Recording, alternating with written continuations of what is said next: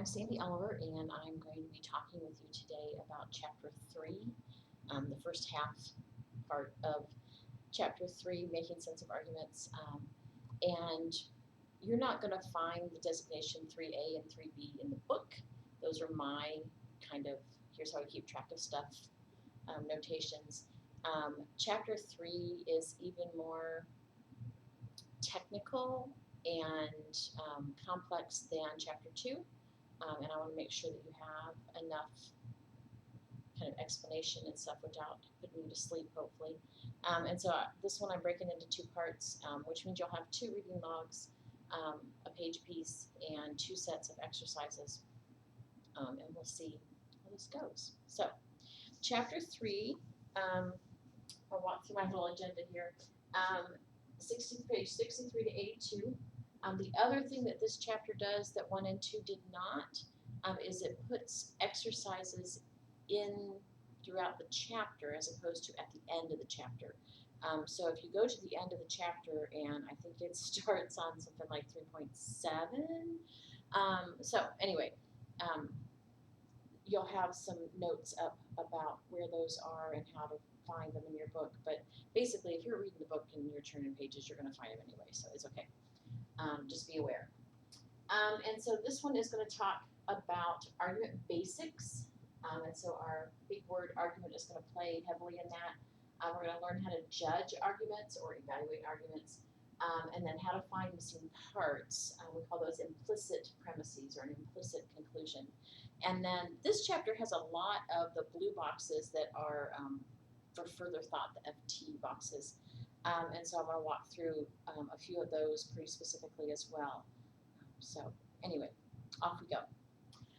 So as I said, argument is our big deal for this particular chapter, and most of the next chapters as well, just in different formats. And to remind you, an argument is a group of statements in which some of them, the premises, are intended to support another of them, the conclusion. And so those parentheticals are not optional, right? We have to know that our premises are the things that are supporting and intending to support anyway, our conclusion. And our conclusion is the point we're arguing, not necessarily the last sentence or the last paragraph or whatever, but the thing that we're arguing, okay? And Dr. Bond is very specific about, okay, here's why this works, okay? You're going to try here in this chapter to do a little bit more with figuring out the whole argument of a paragraph or a paper or whatever. And we're going to do some things with marking them up, kind of a different kind of annotation towards the end of the chapter in 3B. So we're going to use all this stuff together. The point of devising an argument, and this is on page 64, is to try to show that a statement or a claim is worthy of acceptance. And you know, there are lots of claims out there. There are lots of arguments out there. People are trying to get their point across, trying to have their voices heard. And the more voices we hear, the more voices we have a spot at the table, so to speak, the better off our civilization, our community, our society is in general, and the better we are in particular. The point of evaluating an argument is to see whether this task has been successful, whether the argument shows that the statement, the conclusion, really is worthy of acceptance. And remember, we have basically three choices when confronted with an argument or a claim. One is to accept it, and we should accept things that we know are true, whether we like them or not. And we can also choose not to accept, right, to deny the claim it's not true. And then there's the proportion belief, okay? Proportion your belief to the amount of evidence or to the scale of the evidence that is available for that particular claim. And honestly, the hardest part is to remember that we're looking at our own beliefs, we're looking at our own arguments, and we're looking at those of other people. And so what we're trying to do is figure out where they fit in our worldview, if they fit in our worldview, and how does it work, okay? What happens when we say this is true, and this is false. Okay, so keep that in mind as we're going along in here. We're all looking for truth, and we're all looking for things that are well supported with reasonable, logical arguments. Okay, so arguments come in two separate forms. Okay, deductive argument and inductive argument. There is no such thing as an inductive deductive or a deductive inductive. Okay, these are two separate forms. So anything we talk about that falls under inductive arguments cannot fall under deductive arguments. And a lot of this is going to be talking about the structure of the argument. And I know we're less and less worried about the format and structure of things, but it's very important to logic, and I think it's very important to our own sense of kind of how the world works, where we fit in it and all of that. If we have kind of a structure, okay. I know for myself, if I don't have a schedule, if I don't have a way I do things, I tend not to do everything I'm supposed to do. Things fall through the cracks way too easily. And maybe you've noticed this too. Semesters where you're a little more busy with classes actually tend to go better than the ones where you have loads and loads of time and everything's easy. If it's too easy, we kind of lose interest and maybe don't do our best. If it's too hard, we get, confused and burnt out and overwhelmed, and that's not good either. So there's a good spot there. The structure here is what gives us a guarantee that this is an actual argument and that it has the structure that we can actually then look at, is it true? Okay. If it fails on the structure point of view, then it's a failed argument, period. Doesn't matter if all the things are true or not. Excuse me. Okay. As I was saying, there are two different sets of arguments. Okay, one is deductive. Okay, deductive argument, this is a big word. Deductive argument is intended to provide logically conclusive support for its conclusion. Okay, so part of what makes this different is it's conclusive in its evidence. Okay, and we're going to do more and more of this as we go along, especially when we get to the third unit, and we're talking all about deductive argument. But the evidence here is conclusive. Okay, if our evidence is true, then our conclusion has to be true. Okay, and we get into all kinds of trouble when our evidence is true, but our conclusion is false. Okay, that's an invalid argument. So we're going to come with that. Okay.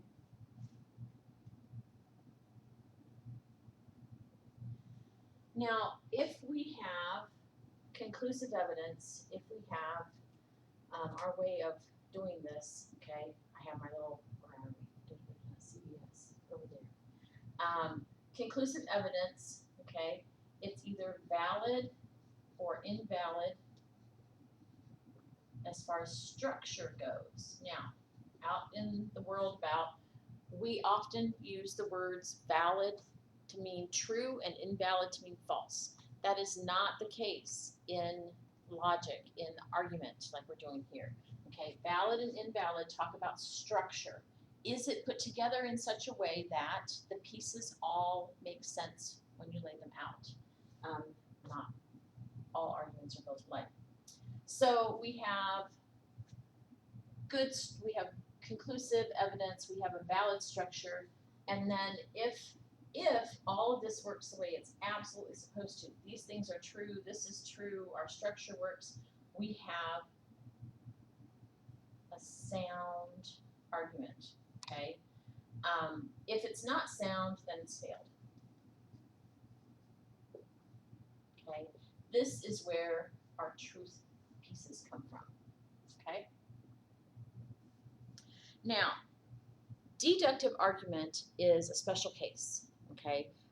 In our grand scheme of life, we very rarely run across deductive arguments. Now, we like them, because they're either true or false, okay? And I know there are lots of people out there, maybe you're one of them, that believes the world is all either true or false, right or wrong. Most of us, though, know that there's a lot of places where things are not quite exact, not quite precise.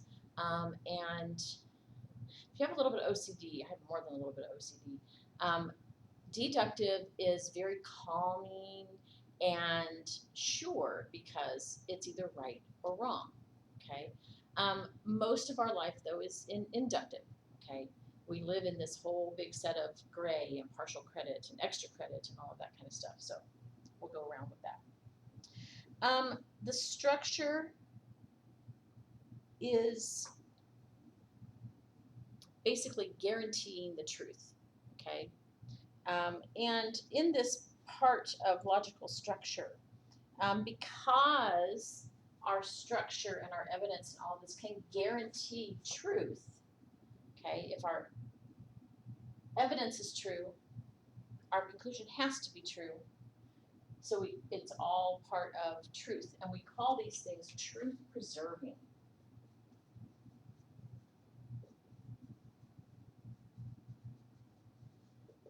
Deductive argument at its best, at what it's supposed to be, is our truth preserving argument, okay?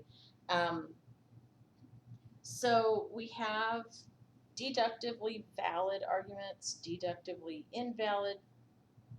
Okay, so all dogs have fleas. Okay, Bowser is a dog, so Bowser has fleas. Now, if our assertion that all dogs have fleas is true, and our assertion that Bowser is a dog is true, then Bowser has fleas. Follows, right? The one that we use that has been used in logic forever and ever and ever. All men are mortal. Okay, Socrates is a man, therefore Socrates is mortal. Okay. We have lots and lots of ways for that to go wrong. We have lots more ways for it to go wrong than we have for it to go right. There are basically 4 possibilities there. The other side, the other kind of argument is inductive argument, okay? Inductive argument is intended to provide probable, not conclusive support for its conclusion. Now, pay attention to this word right here, okay? It's intended to provide probable support for its conclusion. It never intended to be a deductive argument. It always planned to be probable support. So it's not a less than, it's not a failed argument, it's just a different intention, okay? There are some things we can say absolutely, okay? There are some things we can say 99.9% of the time, okay? But not all the time. That doesn't mean it's bad. That doesn't mean it's wrong. That doesn't mean it's failed. It just means it's not intended to be absolutely conclusive. We like things to be absolutely conclusive. That doesn't really happen all that often. Okay. Now, this one, what kind of evidence is it? Well, it's probable evidence. And this is the way that we run through the arguments. Okay, so if I get to the end of my argument and it says, so, if A, then B. If B, then C. Okay, so if A, then C. This is an algebra thing, right? And so it's a probable, that's conclusive. Probable means, well, okay. So if we have, for inductive, okay, if we have inductive, am I looking here? Hold on.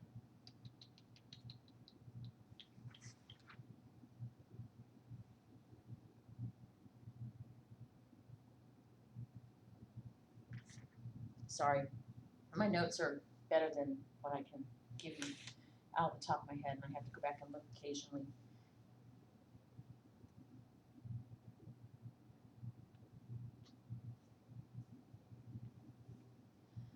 Inductive logic, inductive argument uses things to kind of soften the blow, okay? So it's not all dogs have fleas. It's most dogs have fleas. Bowser is a dog, so Bowser probably has fleas, okay? When we have to couch our pieces there, it may sound like a deductive argument gone bad, but really when we're saying, okay, most dogs have fleas, okay? Not all dogs. Some dogs that have never been outside and never been exposed to fleas would not have them, right? So when we're looking at this or probable evidence, remember it's not a less than, not an also ran, whatever you want to call it that way, okay? So if I am working an inductive argument, I have probable evidence, okay? If my structure is correct, it's sound, sorry, it's strong or weak, okay? Now, again, we use these words to describe arguments that are not inductive. We use these words to describe arguments that are all kinds of things out in the rest of the world. But here, strong or weak is all about structure, okay? So if we have a good argument, if we have a good inductive argument, it's intended to provide probable evidence, okay? And if the structure is correct, we have all of our parts in the right places, then it's strong. And if it's true and structurally correct, we call it cogent, okay? Which really just means well thought out, okay? If it's not, then it's failed, okay? That gets down to our truth, okay? So if I'm looking at inductive argument, I'm looking for probable evidence, strong structure, and a cogent argument, okay? Not so hard. These are not truth-preserving because they're not absolute, okay? Like our conclusive guys there.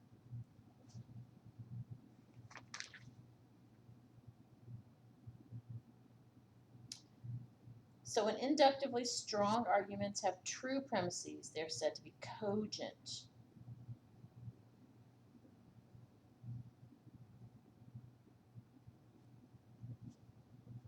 Okay. Please don't get in your head that this is somehow relativistic. Okay, it's not. Truth is always truth.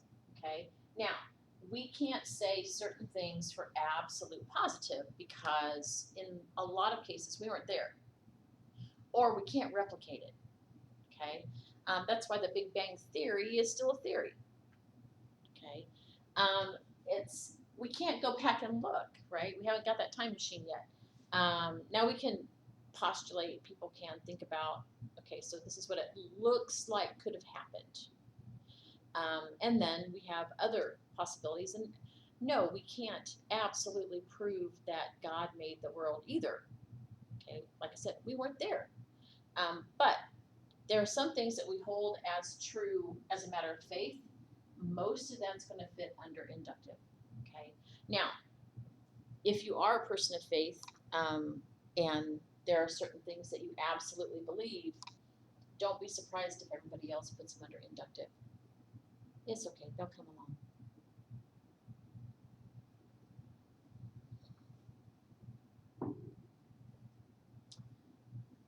Hopefully my voice lasts long enough for all of this. Okay, on the bottom of page 69, there is a quick and dirty review notes little orange box for deductive and inductive arguments, and that's a really good place to get your notes from, honestly. Let's see. So we know we have deductive arguments and inductive arguments. The hard part really is to determine which kind of argument we're dealing with, because like I said before, they're one or the other. They can't be both, okay? And so the second little piece here is about judging arguments, and this is pages 70 to 74. there are 4 steps. They are kind of long in their description, which is why I gave you the page number for the little box. So judging arguments on page 71. Step 1, find the argument's conclusion and then its premises. It's always easier to figure out, okay, this is what they're arguing, especially if they're nice enough to give us a therefore or so. And we like that because it kind of lets us know what we're supposed to be doing. So we find the conclusion, we find the premises, and it's not always just the rest of the sentences, okay? A lot of times our argument has more than just our premises and our conclusion. Sometimes, because people tend to talk in repetition, myself included, you get that. You get some things that are restated in a different way. You get some things that are explanations. We talked about that in the last chapter. Explanations, sometimes, especially if we're not part of the original conversation, for lack of a better word, we need some background information. We need some stuff that tells us, oh, here's the premise we're working on. It's over here, okay?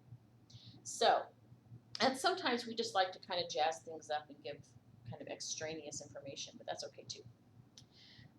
So we found our conclusion, we found our premises, okay? Step 2 says ask. Look at your argument and ask. Is it the case that if the premises are true, the conclusion must be true? Okay? If yes, treat it as deductive. That's its intention, okay? Now, check to see if all the premises and conclusion are true, okay? If that's the case, then it's sound, okay? If it's not sound, then you got to go to step 4. Step 3 happens if it's not the case that the premises make the conclusion true. Ask, is it the case that if the premises are true, the conclusion is probably true, okay? And you're going to see, most of the time, you're going to see some indicator words there like probably or mostly or something like that. Not always, but mostly. Again, if yes, treat it as inductive. Check to see if it's cogent, means check to see if the evidence and the conclusion actually are true. If it's not cogent, go to step 4. If it doesn't look like it's inductive either, go to step 4. They missed the boat, okay? So if you end up on step 4, you have a failed argument, okay? Just in general, it's failed. Because if you notice, those are the only 2 things these guys have in common. Failed, truth, okay? So if you end up in step 4, you either have a failed deductive argument or a failed inductive argument. And at this point, you have to figure out, okay, does it sound like a deductive argument? Well, that's probably what they were going for, so let's look at that. If it sounds and looks like an inductive argument, that's probably what they were going for, so let's look at it that way.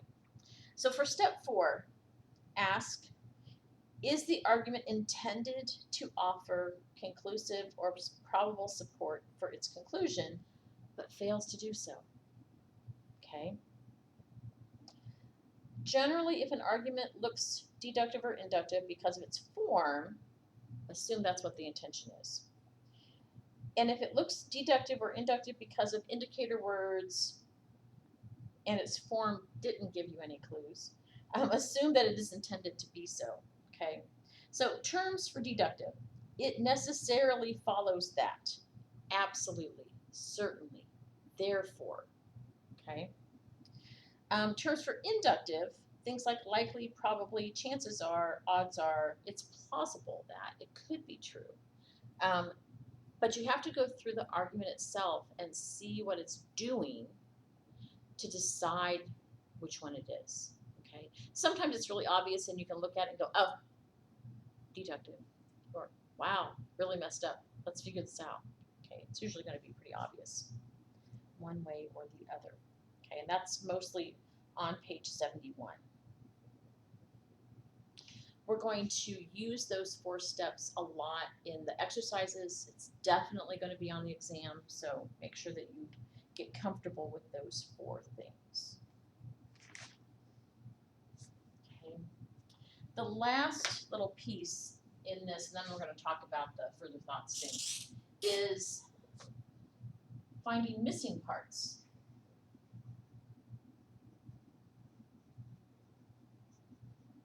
Okay. This is what we call implicit, and these can be either premises or conclusions, but we're going to focus mostly on premises right now.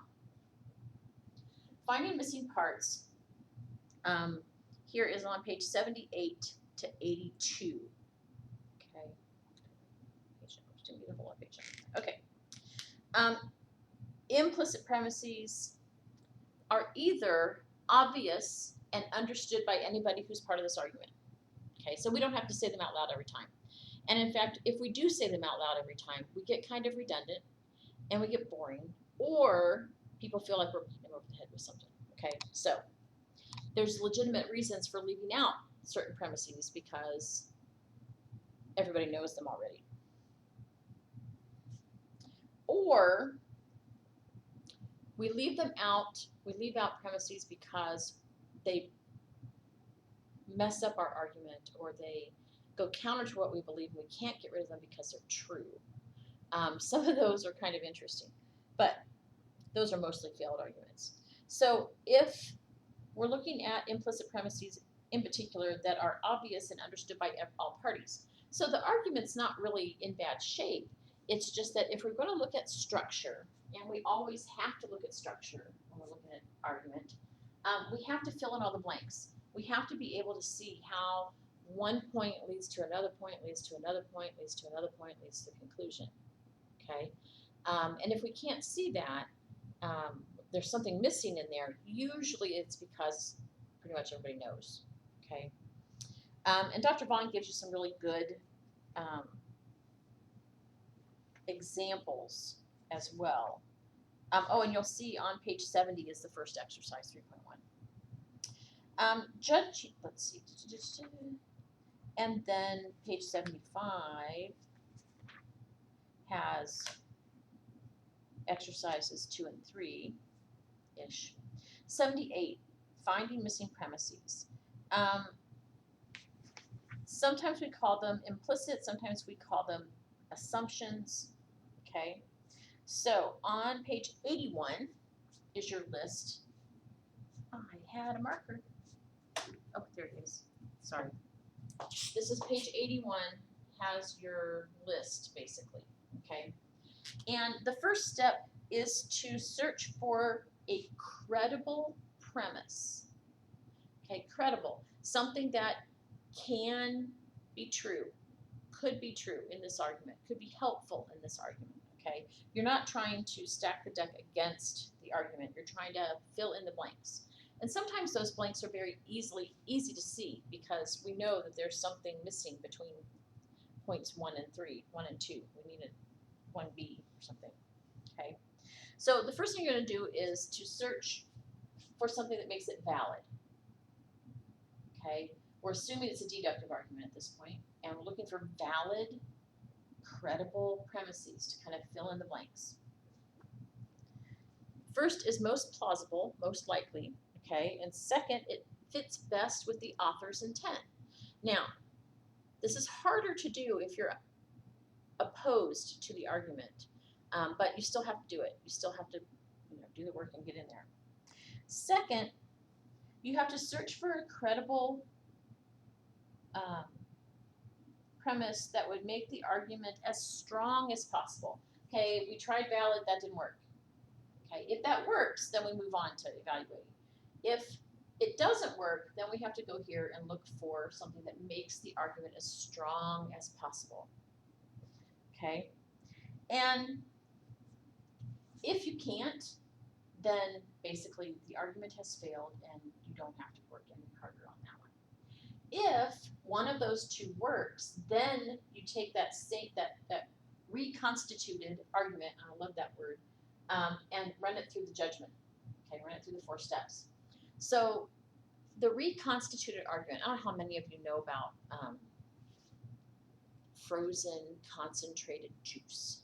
Okay, my husband loves to drink orange juice every morning, and we have very limited, because there are 6 of us living in the house right now, we have a limited space issue. I have a lot more room in a freezer than I do in my fridge. And so I buy ahead cans, or they're not cans anymore, they're plastic containers of frozen juice concentrate. Okay. Super sweet, way too much for most people. So you pour it into a pitcher and you add 3 cans of water, and then you have a reconstituted juice. Okay. Same thing with the argument. You're filling in the structure so that now you have an argument that you can actually evaluate and talk about. Okay, it's worth your time. And there are some examples here on page 82 that you should look at. So there's that part.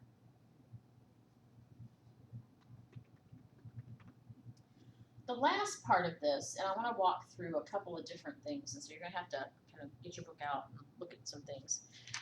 Back on, is that mine? Hold on. Okay, I have to give you one more thing. This is not a big word, this is a big sentence. And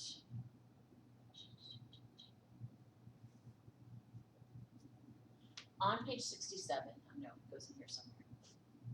So, oh, I missed it. Okay. Let's do this guy. Just right? Okay. Oh, yes, very much. This is something you're going to hear over and over again. It's impossible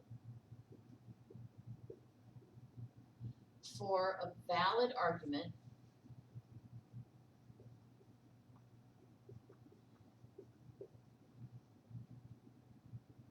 to have, I add in all, true premises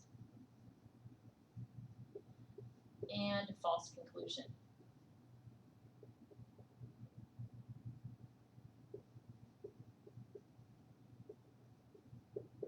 Okay, this is page 67. We're going to get this again when we get to the unit on deductive stuff, but it's impossible for a valid argument, so deductive, to have all true premises and a false conclusion. Okay? If that happens, it's no longer valid, right? It's invalid. If we have an argument whose all of the premises we put up are true, but the conclusion is false, we have an invalid argument. Okay? It's impossible for a valid argument to have all true premises and a false conclusion.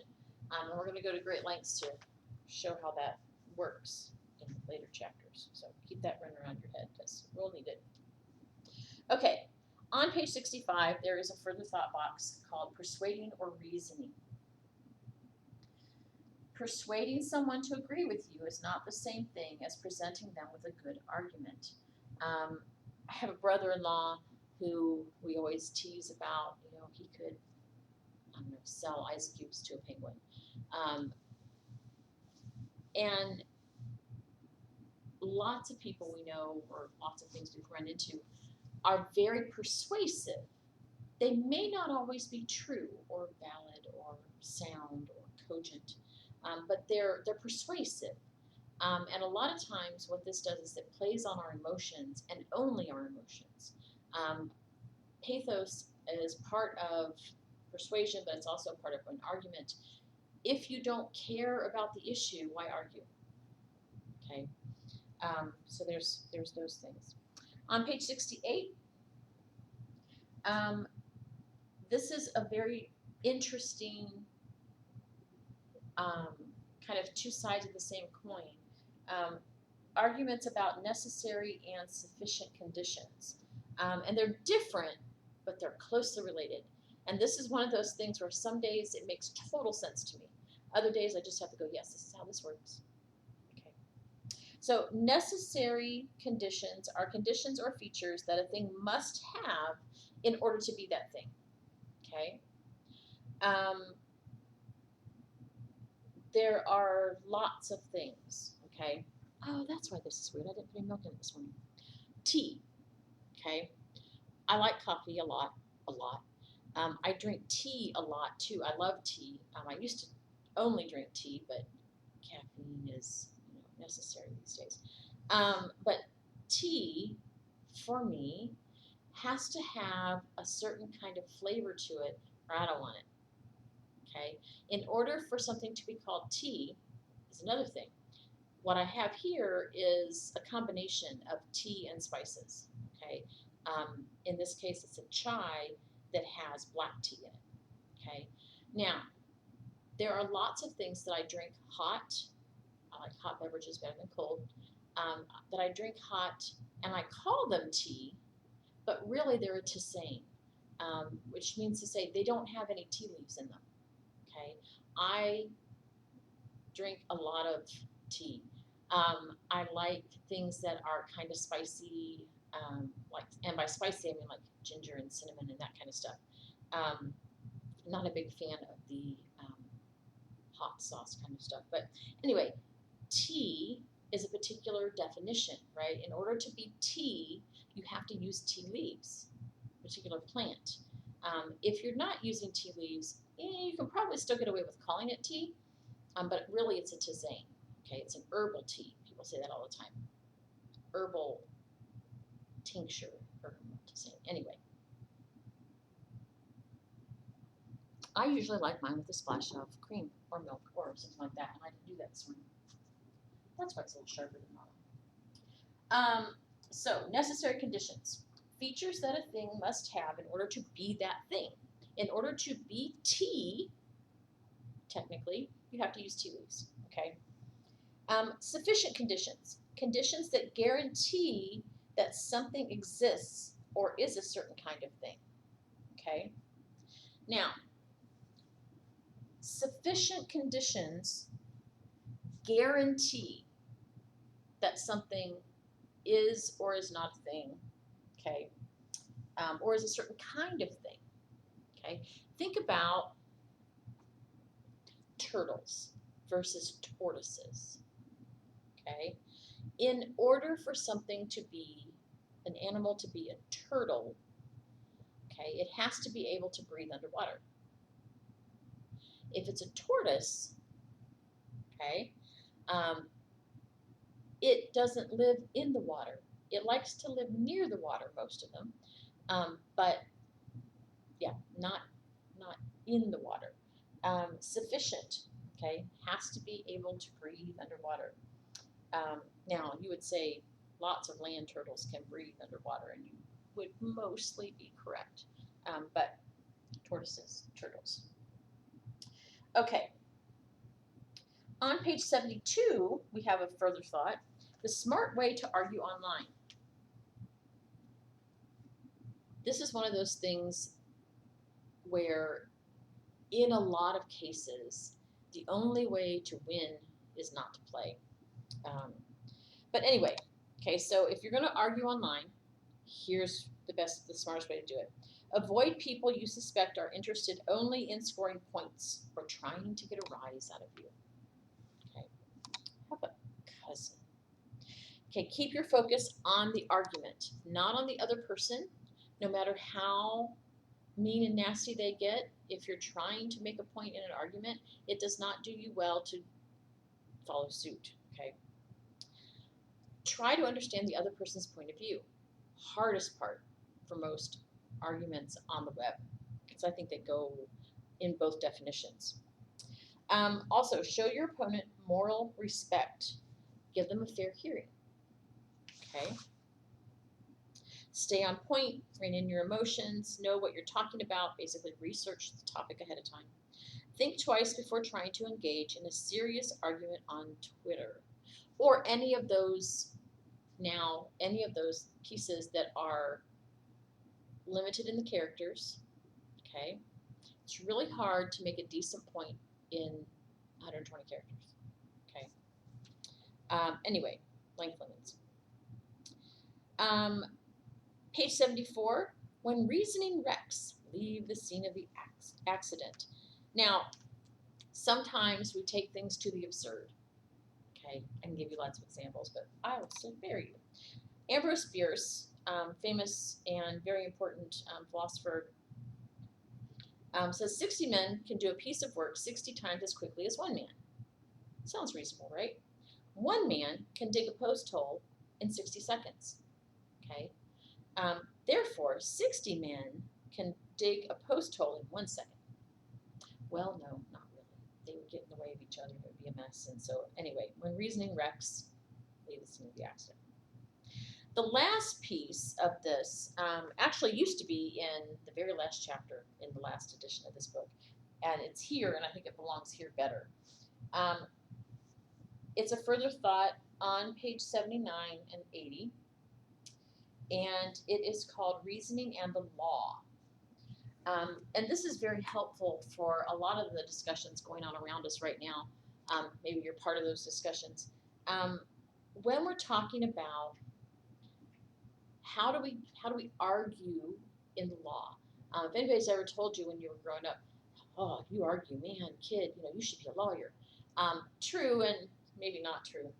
But there are different ways that we use argument in our judicial system, and I think it's important for you to kind of see these. When we're looking at arguments, they are essential parts of legal reasoning at several levels, okay? In the making of laws, in criminal and civil proceedings, basically trials, in judicial rulings, like the Supreme Court, or other court rulings, in the weighing of evidence, and in the application of legal precedent. Now, precedent is one of those words that people throw around a lot. Oh, well, it's precedent. They can't make that go away. Well, precedent just means this is, okay, earlier rulings on a particular topic. Now, rulings don't necessarily have to be judicial rulings. This is why I write things out ahead of time a lot of times, because I'm not very good at that part. Anyway, precedent, and we have this in all kinds of parts of our lives. If you're a parent and you give in to the 2-year-old screaming in tantrums, you set a bad precedent, okay? Meaning if we do it this way this time, we're kind of expected to do it this way the next time and the time after that. And sometimes we get a little too focused on what we can and can't do based on what we've already done, okay? Remember, we also have that fallacy of tradition, or fallacy of, of tradition. This is how we've always done it. Well, sometimes that's a good thing. Oftentimes that's not such a good thing, because if we do it this way all the time and we never think about the why we do it or the who benefits that we do it, we have some problems going on. Lots of things for our country to figure out. So, on page 79, legislation is one of the things. The making of new laws usually involves considerable debate about the wisdom of the legislation, and reasoned arguments is the presumed medium of the deliberations. Okay? And so this part, how do we use what we have and make a ruling or make a rule? Legislation is rules. Make a rule for following a new rule, okay? So when I was growing up, and I know I hate those words, when I was growing up, when I was your age, when I was a kid growing up, we rode our bicycles all over the place, and we never had helmets. We didn't have helmets, okay? We didn't use helmets. These days, if I go on a bike ride, I always wear a helmet.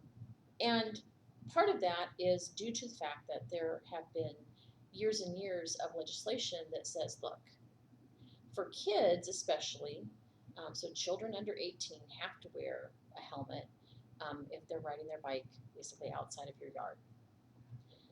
Now, are the police going to stop you and write you a ticket? Probably not. But it has been proven that it saves lives, reduces the severity of injuries when you fall off or when you get hit by somebody else. It makes a big difference, or it can make a big difference. Okay. Legal proceedings in civil matters. Okay. Civil meaning between two folks. Things like small claims court. Okay, you don't pay your rent, they're going to take you. They're going to sue you.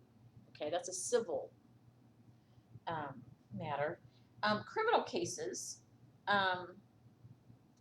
We think about lots and lots and lots of problems here, right? Criminal cases also bear on argument, bear on litigation, and in civil matters, litigation takes the form of opposing parties arguing the merits of their own side. Same thing in criminal cases, but in criminal cases, prosecutors argue that the defendant did in fact commit a crime, marshaling evidence and testimony to support that conclusion. Defending attorneys argue against the conclusion that their particular client did this crime. And you know, at the beginning of any trial, if it's going to be a trial,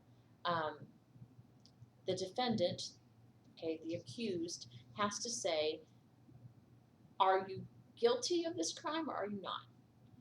And normally it's a formality because, you know, you wouldn't be standing here if they had confessed and said, yes, I did do that, and I don't need a trial, just sentenced. Now, it happens sometimes, but not very often. The conclusion is the final judgment, and the premises, the reasons behind that judgment, generally refer to statutes, okay, laws on the books basically, previous cases of the similar kind, or other sources on judicial authority, okay. So sometimes when judges make a ruling, they will say, oh, we had a case like this 5 years ago, we did this. That was fair and equitable, that worked, and so we're going to do that again. Or we're going to do that again, but it's not exact match, so we're going to tweak it just a little. Okay, that person had, you know, 5 prior convictions. This is, you're a first offender. It's not going to be as bad for you. Okay, that kind of thing. Here's where a lot of people are losing their little minds right now, because they feel that what the Supreme Court has not officially decided, but looks like they're going to decide, goes against the precedent that has been set for 50 years. And I'm talking about the abortion ruling, okay, Roe versus Wade. So in Anglo, and this is on page 80, in Anglo-American law, that's English and American law, decisions in previous cases, which we call legal precedents, carry considerable judicial weight, and arguments by analogy reflect this fact. Okay, so because this particular case is like these other cases, it should go this way. Okay. There are, and I'm not going to go down the road today, but the big deal here is how much of what we want our justice system to do is based on what we've always done, and how much of it is based on our current situation, or should it all be based on exact literal interpretation of what's in the Constitution? I'm not answering those questions today. We don't have that kind of time. Okay. make sure I've got everything.